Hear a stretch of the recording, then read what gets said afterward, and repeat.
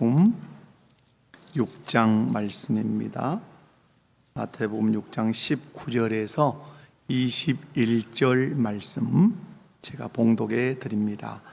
너희를 위하여 보물을 땅에 쌓아두지 말라. 거기는 좀과 동록이 해하며 도둑이 구멍을 뚫고 도둑질하느니라.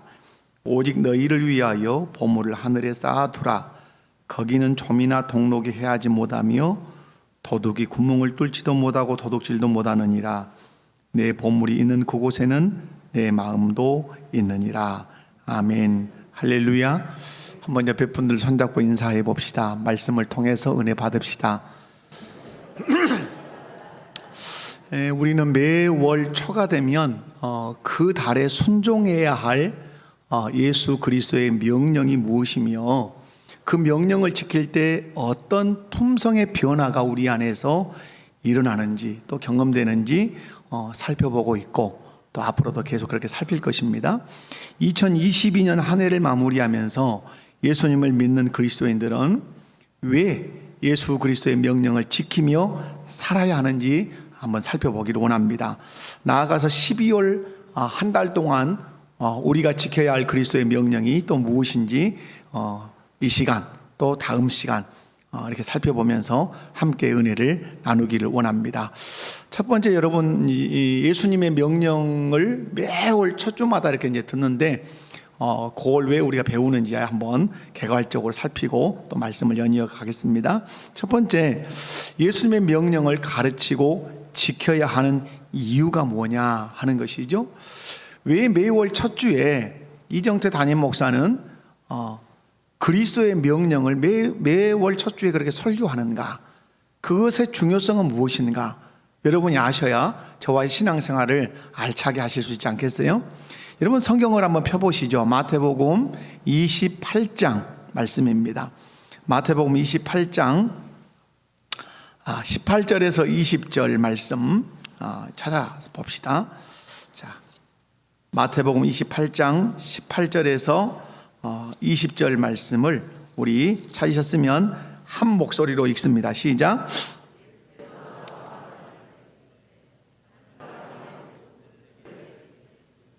그러므로 너희는 가서 모든 민족을 제자로 삼아 아버지와 아들과 성령의 이름으로 세례를 베풀고 내가 너희에게 분부한 모든 것을 가르쳐 지키게 하라. 내가 너희와 항상 함께 있으리라 하시니라. 아멘. 이 말씀은 아주 중요합니다. 성경 전체 안에서도 중요하고 우리의 신앙생활에서 이 말씀을 어떻게 받아들이고 이해하느냐는 우리 신앙생활의 방향을 결정하는 데 아주 중요해요. 여러분, 이 말씀은 예수님께서 승천하시기 직전에 제자들과 또 오늘의 교회와 성도들에게 주신 말씀이에요. 이 말씀을 보면 교회의 중요한 사명을 소개하고 있습니다. 그 사명이 뭐냐? 모든 민족을 예수님의 제자로 삼으라는 것입니다. 여러분, 예수님의 제자로 삼으라 이 말은 전도해서 이 사람이 예수를 믿고 세례를 받고 그리고 말씀의 양육을 받아서 마지막에 누가 되어야 된다? 제자가 되어야 된다 이 말이에요. 그러므로 전도와 선교의 최종 목표는 예수님의 제자가 되는 것입니다. 여러분이 신앙생활하면서 여러분의 신앙생활의 목표점이 있다면 그리스도의 제자가 되겠습니다. 그리스도의 제자로 자라가겠습니다. 그리스도의 제자로 성장해 가게 해주십시오. 이렇게 기도하셔야 돼요. 여러분, 우리가 누군가를 전도해서 예수님을 믿으면 교회는 그 사람에게 반드시 해야 할 일이 있습니다. 그 사람이 예수님을 구주로 온전히 믿는가를 확인하고 확인이 되었다면 그 사람에게 아버지와 아들과 성령의 이름으로 뭘 베풀죠? 세례를 베풉니다. 세례를 베풀면 이 사람은 누가 됩니까? 교인이 됩니다. 세례를 받지 않고 교인이 될 수 있습니까? 없습니다. 우리 교회 교족부 안에 누구만 교인으로 등재가 되어 있을까요? 세례를 받은 사람만 교인으로 등재가 되어 있습니다.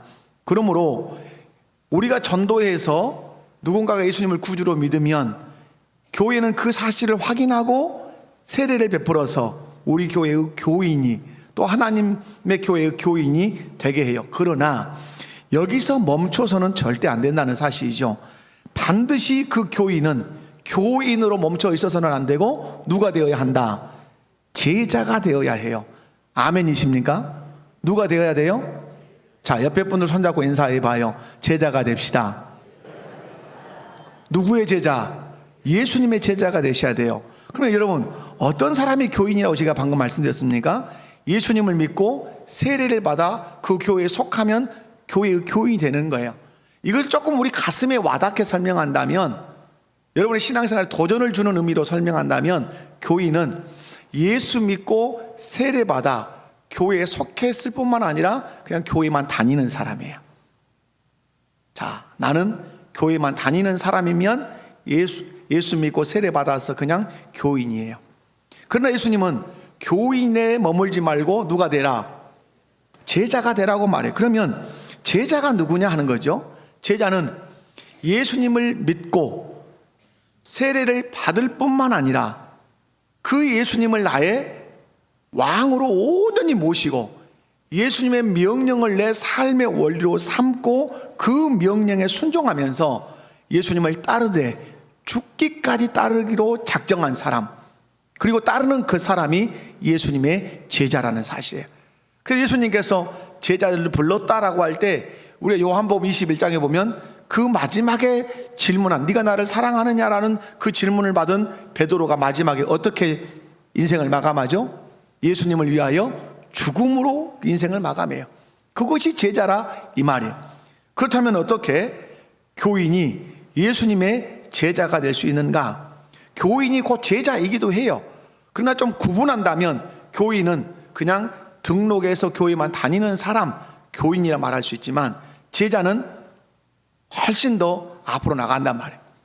예수 믿고 예수님을 나의 왕으로 모실 뿐만 아니라 그분의 명령을 내 삶의 원리로 삼고 그 명령을 지키며 예수님을 따르되 죽기까지 예수님을 따르는 사람을 제자라 할 수 있어요. 그러므로 교인과 제자가 한 통 속에 들어있지만 구분하면 구분이 가능하다고 볼 수가 있어요. 여러분, 어떻게 교인이 예수님의 제자가 될 수 있는가? 여러분, 다시 한번 여러분이 도전합니다. 교인으로 멈춰있지 말고 제자가 되시기를 주님의 이름으로 축원합니다. 자, 옆에 분들 손잡고 다시 한번 인사해 봅시다.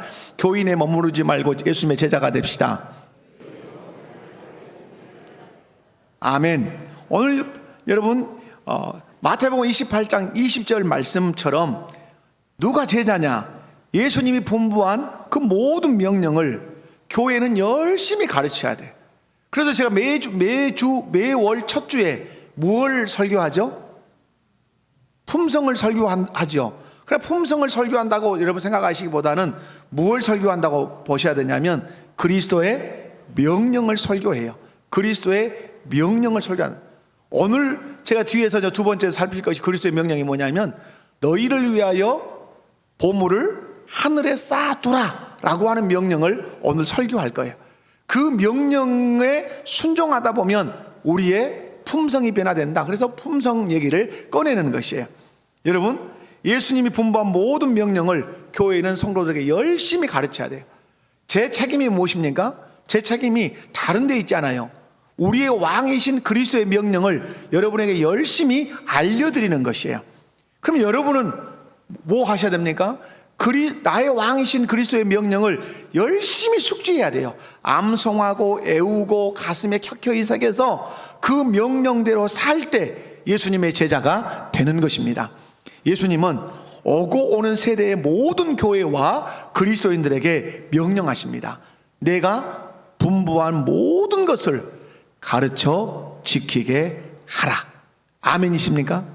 내가 너희에게 명령한 것들이 있어. 그 명령한 것들을 하나도 빠뜨리지 말고 모든 명령들을 가르쳐라. 그리고 가르침을 받았다면 배워서 그것을 삶의 현장에서 반드시 지키게 해라. 아멘. 그러므로 교회의 책임이 무엇입니까? 목회자의 저의 책임이 무엇입니까? 다른 걸 다 가르쳤어도 예수님의 명령을 가르치지 않으면 안 가르친 것이 되는 거야. 아주 중요한 것입니다. 다 가르쳤어도 뭘 안 가르치면 예수님의 명령을 안, 왜? 예수님이 승천하시면서 부탁하고 명령했단 말이에요. 내가 분부한 모든 것을 가르치고 그리고 배워서 지키게 하라. 이것이 예수님이 승천하시기 전에 교회와 성도에게 주신 명령이란 말. 그러므로 교회의 책임은, 목회자의 책임은 예수 그리스도께서 분부하신 모든 명령을 가르쳐야 할 책임이 있다. 그렇다면 성도의 책임은 무엇입니까? 성도의 책임은 교회와 목회자가 가르치는 그 그리스도의 명령들을 잘 배워서 그 명령을 삶의 원리로 삼고 삶에서 지켜내는 것이에요. 여러분, 그렇게 해서 내 삶의 전 영역이 예수님이 왕으로 다스리는 예수님의 나라가 되게 하는 거예요. 여러분, 왜 내가 분부한 모든 것을 가르쳐 지키게 하라 이렇게 말씀하셨습니까? 지키게 하면, 우리가 지키면 결국 우리의 삶의 현장에서 이루어지는 나라가 있는데, 그 나라가 무슨 나라예요? 그리스도의 나라, 하나님의 나라가 이루어진다는 사실이에요. 사랑하는 성도 여러분, 예수님께서 예수님의 모든 명령을 가르치고 지키게 하라고 하신 중요한 이유, 그것은 우리의 삶에서 그리스도의 나라가 이루어지도록, 하나님의 나라가 이루어지기를 갈망했기 때문에 그런 거죠. 사랑하는 성도 여러분, 예수님을 믿는 저와 여러분이 신앙생활하면서 마음 깊이 새겨야 하는 것이 있습니다. 마음 깊이 오늘 새기시기 바랍니다. 새겨야 될 것이 무엇입니까? 예수님이 나의 왕이시다. 나는 예수님의 백성이다. 예수님의 백성된 나의 책임은 예수님의 명령을 열심히 배우고 그 명령을 지키며 사는 것이다. 이 명령을 지키며 살 때 내 심령에도, 내 가정에도, 우리의 삶의 모든 바운다리 안에도 그리스도의 나라가 이루어진다. 하나님의 나라가 이루어진다. 이것을 마음에 새기셔야 돼요. 예수님은 왕으로서 명령하십니다. 예수님이 오셔서 딱 서셔서 처음에 하신 명령이 무엇입니까? 회개하라 명령하셨습니다. 그리고 나를 따라오라 명령하셨죠. 기뻐하라, 너희 빛을 사람들 앞에 비춰라, 이런 명령들 하셨죠. 하나님의 율법을 삼가 준행하라, 화목하라, 간음하지 마라, 약속을 꼭 지켜라, 상대방이 원하는 것보다 더 많이 베풀어라, 너희 원수를 사랑하라. 그리고 마지막에 가면 어떤 명령을 하십니까? 제자를 삼으라. 사복음서를 보면 예수님의 명령들이 많이 나온단 말이에요. 왕으로서 예수님께서 자기 백성에게 명령하신단 말이에요. 그 명령을 우리가 추려보면 대략 몇 개 정도 된다? 40? 40? 이분들이 저하고 이 신앙생활을 너무 짧게 했나 보군요. 몇 개 정도 된다? 49가지 정도 된다. 더 될 수도 있고 덜 될 수도 있지만, 미국 IBLP라고 하는 이 선교단체에서 예수 그리스도의 명령을 정리해 본 결과 몇 개 정도 된다? 49가지 정도 된다. 얼마가 더 되냐 덜 되냐가 중요한 것이 아니라 이 명령들을 우리는 반드시 준행하며 살아야 할 책임이 있다고 하는 사실에, 우리가 예수님의 이 명령을 하나하나 착실하게 배워서 삶 현장에서 지키며 살 때 우리의 인격에서 나타나는 게 뭡니까? 품성의 변화예요. 여러분, 사람이 변화됐다 할 때 무엇을 가지고 변화됐다 그러죠? 그 사람의 품성이 변화되어야 변화됐다고 하는 거예요. 그런데 왜 우리 그리스도인들은 예수를 10년 믿고 20년 믿고 30년 믿어도 그 성격 그대로, 그 인격 그대로 그렇게 살아가는가? 이유가 어디 있다고? 왜 나는 변화되지 않은가? 왜 예수 믿지 않은 내 남편은 우리 교회 중직자인데 왜 변화되지 않은가? 예수 믿는 내 아내는 우리 교회 중직자인데 왜 변화되지 않은가? 우리 아버지는 목사인데 왜 변화되지 않은가? 변화되지 않은 이유가 여러분 어디 있다고 생각하십니까? 어느 날 십자가 앞에 서 있을 때 벼락을 한번 맞아야 변화가 되는 것입니까? 그렇지 않죠. 변화의 원리는 예수님을 왕으로 모셔야 변화의 시작입니다. 예수님을 왕으로 모시면 되는가? 아니죠. 그분이 우리에게 하신 명령을 알아야 돼요. 예수님의 명령이 신약 성경에 정리하면 49가지 정도가 돼요. 그 명령을 기억하고 그 명령을 지켜야 돼요. 오늘 마더와 이제 간증을 했잖아요. 변화가 어디서 오는 것입니까? 여러분 들으셨어요? 변화가 어디서 오는 거예요? 말씀이 내게 내 자아에 부딪혀 온단 말이에요. 그러면 내 자아가 말씀 앞에 무릎을 꿇을 거냐, 그 말씀을 무시하고 갈 거냐. 그런데 변화가 어디서 오죠? 말씀 앞에 내 자아를 깨뜨리는 거예요. 말씀 앞에 내 자아를 무릎을 꿇리는 거예요. 그때 내 품성이 변화되고 내 인격이 변화되고 내 삶이 변화가 되는 거예요. 오늘 내가 변화되지 않는 것은 예수님을 왕으로 모시지 않았을 뿐만 아니라 예수님의 명령이 무엇인지를 전혀 모르는 거예요. 늘 말씀드리죠. 지켜야 할 법도를 모르는데 어떻게 지키겠어요? 지키지 않는데 어떻게 우리가 변화되겠어요? 사랑하는 성도 여러분, 여러분이 예수님의 명령을 하나하나 착실하게 배워서 삶의 현장에서 그것을 성실하게 지켜가면, 자아를 부딪히면서 깨지지 않는 내 자아를 보면서 울부짖으며 그 말씀을 지켜갈 때 내 품성이 변화돼요. 이것을 신학에서는 성화라 그래요. 성화. 이렇게 우리가 변화되어 가는 그 삶의 현장에서 그리스도의 문화가 탄생하는 거예요. 뿐만 아니라 우리의 삶의 현장에서 그리스도의 나라가 이루어지는 것이에요. 이것이 우리 신앙생활의 목표며 우리 신앙생활에서 피워야 할 꽃인 거예요. 내 품성이 변화되는 것, 내 삶의 현장에 그리스도의 문화가 꽃 피워지는 것, 그리고 내 모든 삶에서 그리스도의 나라, 하나님 나라가 이루어지는 것, 이것이 우리 신앙생활의 목표고 우리 신앙생활의 꽃이에요. 무엇을 위해서 예수 믿으십니까?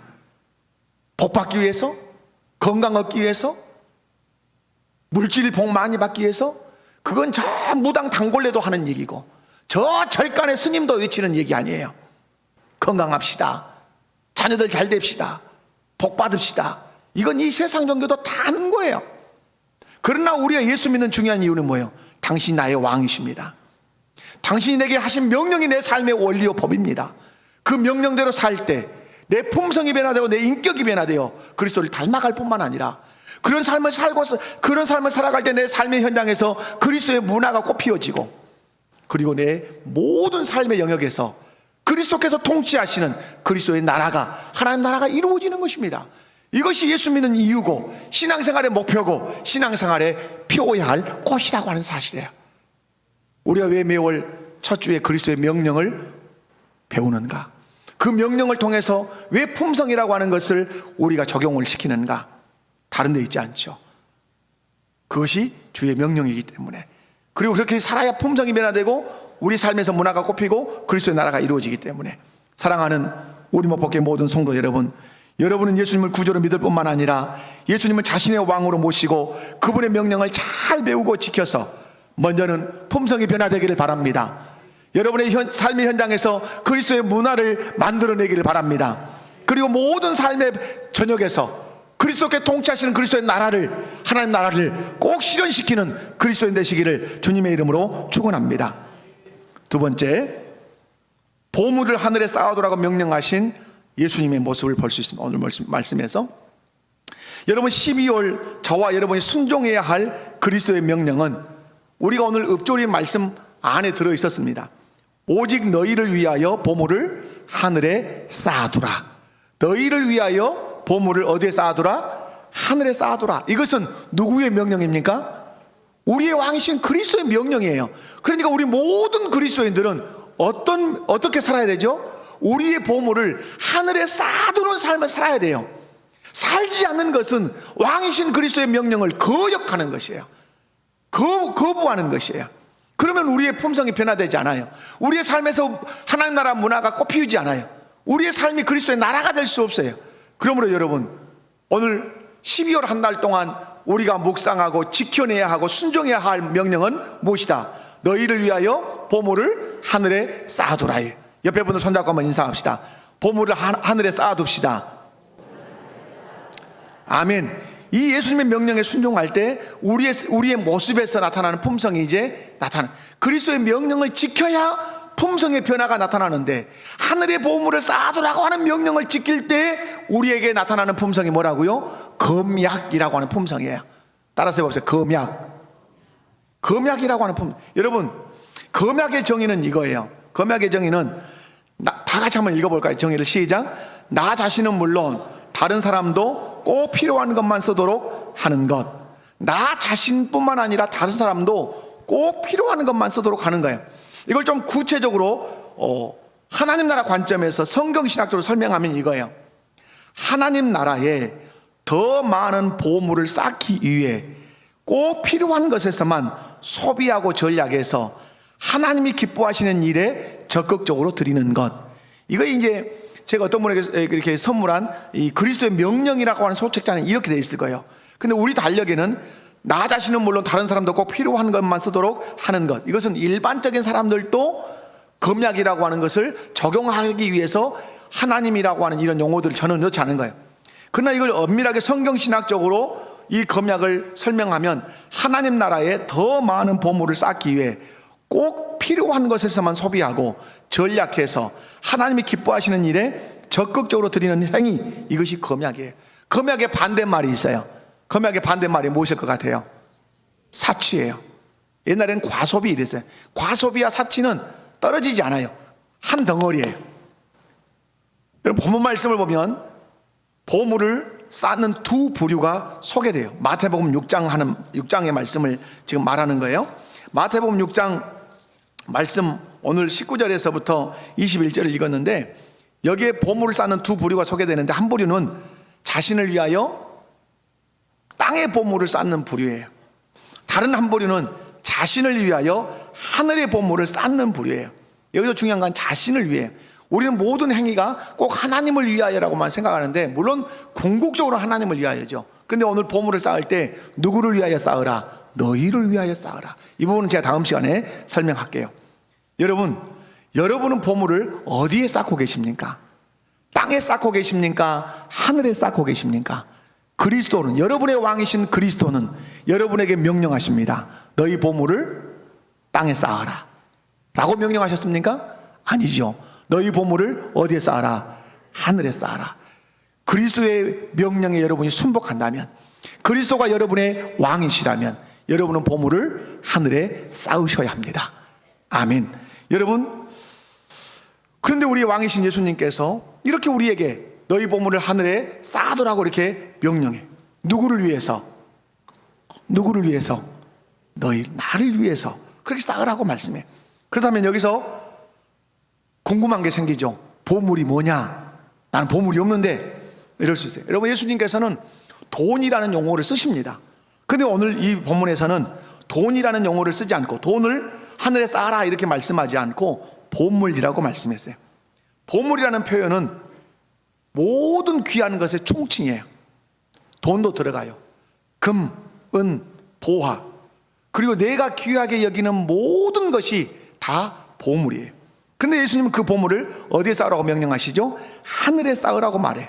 근데 여러분, 보물을 하늘에 쌓으려면 그 사람에게 중요한 믿음이 필요해요. 아무나 보물을 하늘에 쌓을 수 있는 게 아니에요. 아까 보면 보물을 어디에 쌓는 사람도 있죠? 땅에 쌓는 사람도 있단 말이에요. 왜 이 사람은 땅에 쌓을까요? 어떤 사람은 왜 하늘에 쌓을까요? 믿음이 다르기 때문에 그래요. 어떤 믿음? 보물을 하늘에 쌓으려면 하늘이라고 하는 세계가 있는 줄 알아야 돼요. 땅에 보물을 쌓는 사람은 세계가 어디밖에 없는 줄 알아요? 땅만이 전부인 줄 알아요. 그래서 열심히 땅에다 투자하고 퍼붓고 사는 거예요. 그리고 전도서에 의하면 놔두고 죽는 거예요. 죽으니까 누가 써요? 내가 알지 못한, 전혀 내 수고와 상관없는 사람이 그걸 쓰는 거예요. 돌아가시기 전에 주를 위해서 다 쓰고 돌아가시기 바랍니다. 그게 지혜로운 사람이에요. 여러분, 보물을 쌓으려면 어느 세계를 알아야 된다고요? 하늘이라고 하는 세계를 알아야 돼요. 왜 그렇습니까? 오늘 말씀에 그렇게 말씀하잖아요. 너희 보물을 어디에 쌓으라? 하늘에 쌓으라. 하늘이라는 세계를 알아야 거기에 소망을 갖고 보물을 쌓지요. 그렇다면 하늘이라는 세계가 어떤 세계냐 이 말이에요.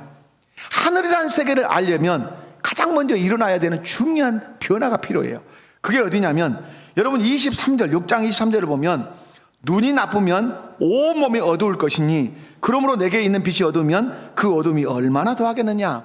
여러분, 눈이 어두우면 방황하죠. 눈이 밝으면 가야 할 곳을 가죠. 눈이 밝았다는 말은 하늘 세계를 본단 말이에요. 눈이 어둡다는 말은 하늘 세계를 못 보고 땅만 본다는 말이에요. 누가 그러면 눈이 열려서 하늘 세계를 보죠?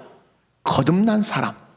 예수 믿고 거듭난 사람은 하늘 세계를 보는 사람이란 말이에요. 여러분, 예수 믿고 거듭나셨습니까? 그러면 하늘 세계가 보이십니까?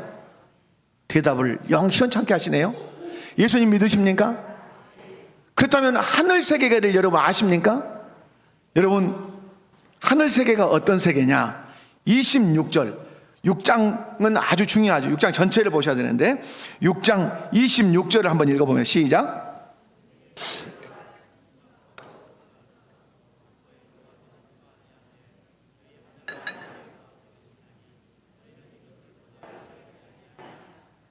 여기서 중요한 말씀이 뭐죠? 너희 하늘 아버지단 말. 너희 하늘 아버지.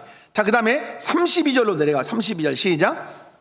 이는 다 이방인들이 구하는 것이라 너희 하늘 아버지께서 이 모든 것이 너희에게 있어야 할 줄 아시느니라. 하늘의 보물을 쌓으라 해놓고 그 하늘의 아버지가 누구시다? 하나님이시다. 하늘에 누가 계신다? 하나님이 계신다. 이렇게 말씀해. 그러므로 여기서 말씀하는 하늘은 사람들이 말하는 우주 공간이 아니라는 거예요. 여기서 말하는 하늘은 여러분의 아버지, 하늘 아버지가 보좌에 앉아 계시는 그곳이에요. 천국, 하나님 나라라 이 말이에요. 그러므로 보물을 하늘에 쌓기 위해서 중요한 믿음이 필요해요. 중요한 전제가 필요해요. 그거 뭐죠? 하늘 세계를 알아야 돼. 천국이 있다는 사실을 알아야 돼. 그리고 그 천국에 내가 들어가야 한다는 사실도 알아야 돼. 근데 그 하늘에 계신 분이 누구신다? 하나님 아버지시다. 그러므로 하나님의 존재를 믿고 하나님 그 아버지가 계신 곳이 하늘이라는 사실을 알아야 비로소 이 사람은 하늘에 소망을 두고 하늘에 관심을 갖고 그 하늘의 보물을 쌓을 수 있는 마음을 갖게 돼요. 그러기 위해서는 눈이 열려야 되는 것이죠. 사랑하는 성도 여러분, 예수님은 저와 여러분에게 하늘의 보물을 쌓으라고 명령하십니다. 그렇다면 이 시간 우리 모두 하나님 아버지가 계시는 하늘에 보물을 쌓겠다고 결단합시다. 옆에 분들 손잡고 한번 꼭 잡고 결단해 봅시다. 하늘의 보물을 쌓겠습니다. 아멘이십니까? 하늘의 보물을. 왜? 하늘이 어디니까? 하나님 아버지가 계신 곳이니까. 훗날에 내가 이 세상을 떠나서 들어가야 할 나라니까. 우리 목포교회 모든 성도 여러분, 하늘의 보물을 쌓는 은혜가 있기를 주님의 이름으로 축원합니다. 세 번째는 어떻게 그러면 하늘의 보물을 쌓을 수 있느냐 하는 거예요. 어떻게 하늘의 보물을 쌓을 수 있죠? 농협에 가서 입금한다. 그러는 거예요? 아니면 어떻게 하는 거예요? 여러분, 마태복음 전체에서 이 의미를 계속 해석해 줘요. 왜? 중요하니까. 마태복음 19장 한번 가보겠습니다. 마태복음 19장 21절. 자, 자막에 띄워졌으니까 시작. 가난한 자들에게 주라. 그리하면 하늘에서 보화가 내게 있으리니 그리고 와서 나를 따르라 하시니. 아멘. 여러분, 여기서 보십시오. 너희 소유를 팔아 가난한 자들에게 주라. 그리하면 하늘에서 보화가 있으리라. 소유를 팔 때는 어디서 팔아요? 지상에서, 땅에서 팔아요. 지금 내가 지상에서 소유를 팔아 가난한 자들 주었는데 줄 때 하늘에서 보화가 쌓여요. 이것이 신비예요. 이것이 신비. 하늘에서 내 소유를 팔아서 가난한 자들 주었는데 보물은 어디에 쌓인다? 하늘에 쌓인다. 누가복음으로 가보면, 누가복음 자막에 나올 건데 12장 33절 시작. 구제하여 낡아지지 아니하는 배낭을 만들라. 곧 하늘에 둔 바 다함이 없는 보물이니 거기는 도둑도 가까이 하는 일이 없고 점도 먹는 일이 없느니라. 아멘. 너희 소유를 팔아 구제하여 낡아지지 아니하는 배낭을 만들라. 곧 어디에 둔 바? 하늘에 둔 바 다함이 없는 보물이니. 통일하죠. 이 세상에서 소유를 팔아 구제하면 하늘의 그 보화가 쌓인다고 하는 것이 우리 주님의 말씀이에요. 우리가 가지고 있는 소유를 팔아서 가난한 자들 구제하는 것이 하늘의 보물을 쌓는 일이라고 우리에게 가르쳐 주고 계십니다.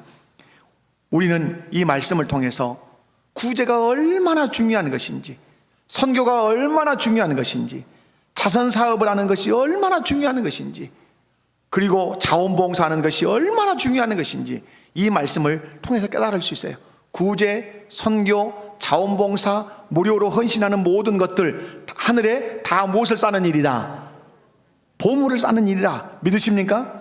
여러분, 33절을 보십시오. 왜 이게 보물을 쌓는 일이냐? 33절을 한번 읽어. 6장 33절 시작. 그런즉 너희는 먼저 그의 나라와 그의 의를 구하라. 그리하면 이 모든 것을 너희에게 더하시리라. 아멘. 이 일이 어떤 일이기 때문에 하나님 나라 일이란 말이에요. 여러분, 이렇게 하면 우리의 삶에서 하나님의 나라가 이루어지고 하나님의 의, 하나님의 뜻이 이루어지는 일이란 말이에요. 그러니까 너희가 이 땅에서 물질을 그렇게 남들에게 나눠주면 그것이 하나님의 통치를 받아 하나님의 나라를 이루는 일이니까 너희 보화를, 너희 보물을 어디에 쌓게 하겠다? 하늘에 쌓게 하겠다 이렇게 말씀해요.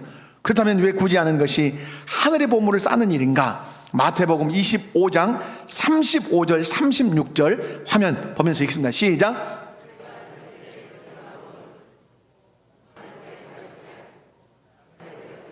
영접하였고 헐벗었을 때 옷을 입혔고 병들었을 때 돌보았고 옥에 갇혔을 때 와서 보았느니라. 37절.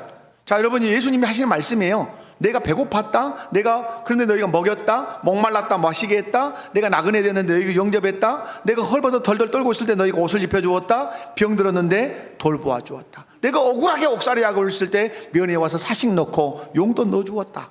이렇게 얘기해. 그러니까 예수님을 믿는 사람들이 막, 주님 우리가 어느 때 이렇게 했습니까? 예수님이 감옥 간 적이 없지 않습니까? 예수님이 배고파 죽겠다고 말씀한 적 없지 않습니까? 그리고 예수님께 그렇게 내가 드린 적이 없지 않습니까? 예수님께서 말씀하면 40절, 비우지만 40절 시작.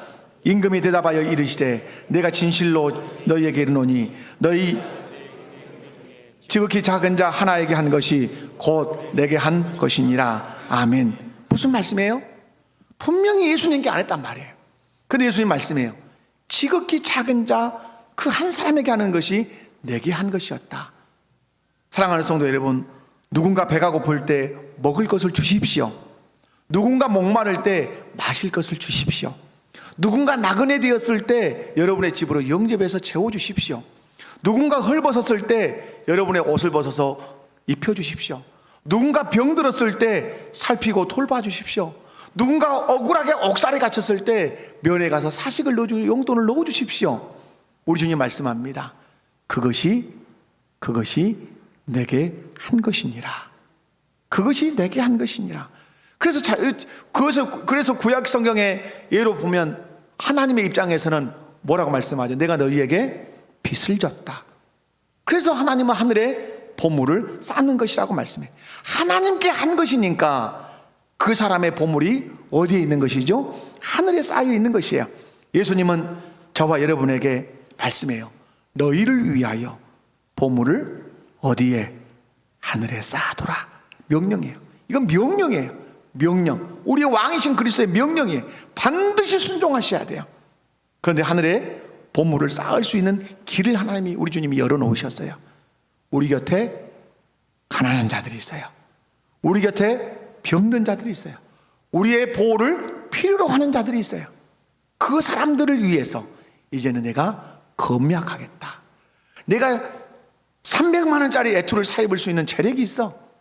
근데 주께서 검약해서 근검하고 전략해서 300만 원짜리 애투 포기하고 나 100만 원짜리 애투로 줄이겠습니다. 그리고 200만 원 전략해서 가난한 자들에게, 선교사님들에게 나눠주겠습니다. 그러면 너의 그것이 하늘의 보물로 쌓아져 있을 것이다. 3만 원짜리, 5만 원짜리, 10만 원짜리 멋진 식탁을 깔고 먹을 수 있는 여유가 내게 있어. 그러나 이 말씀을 내가 배웠어. 너희 보물을 하늘에 쌓아두라. 어떻게 쌓느냐? 가난한 자들에게 나눠주는 것, 그것이 하늘의 보물을 쌓는 거다. 그래. 그렇다면 내가 3만 원짜리 밥 안 먹을 거야. 5만 원짜리 밥 안 먹을 거야. 이때는 식당 하신 분들 긴장을 바짝 하겠죠? 큰일 났구나. 여러분, 그리고 볶음밥을 먹는 거예요. 분식집 가서 먹는 거예요. 그리고 근검 전략한 그 돈을 모아서 가난한 자, 병든 자, 억울하게 옥에 갇힌 자, 아니면 저 아프리카 난민들, 아니면 선교지에 있는 선교사들에게 그걸 흘려버리는 거예요.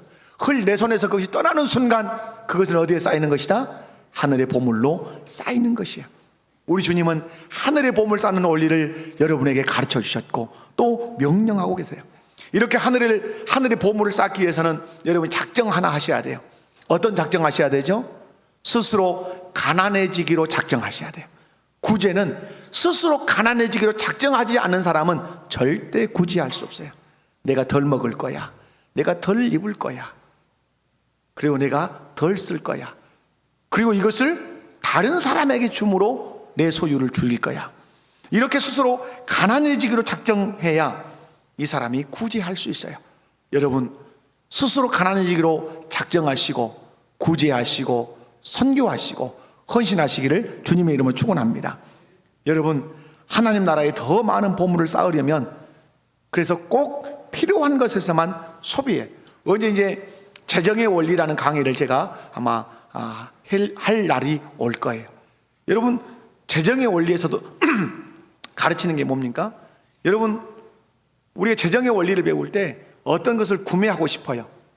요즘은 홈쇼핑 많이 하잖아요. 인터넷에서, TV에서. 홈쇼핑에 중독된 분들이 계세요. 계속 집 앞에 뭐가 쌓여요? 택배가 계속 쌓여요. 그래서 과소비하지 않기 위해서, 충동 구매하지 않기 위해서 가르쳐주는 원리가 있어요. 내가 사야 할 목록을 기록하게 하는 거예요. 쭉 기록해요. 그리고 다시 쳐다보는 거예요. 정말 필요한가?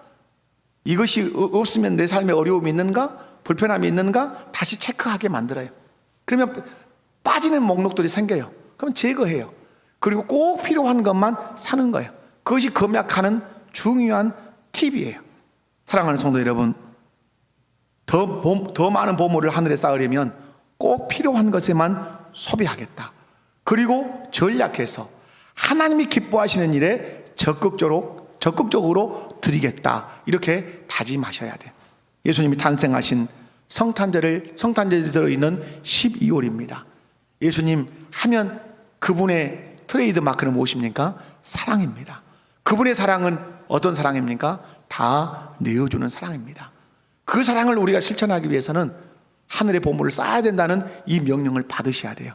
그 명령에 순종하려면 여러분은 근검의 이 성품을 여러분의 마음 가운데 새기셔야 돼요. 근검 전략에서 구제하고 선교해서 이 12월에 하나님 나라의 보물을 쌓는 지혜로운 성도들 다 되시기를 주님의 이름으로 축원합니다. 다 같이 자리에서 일어나십시다.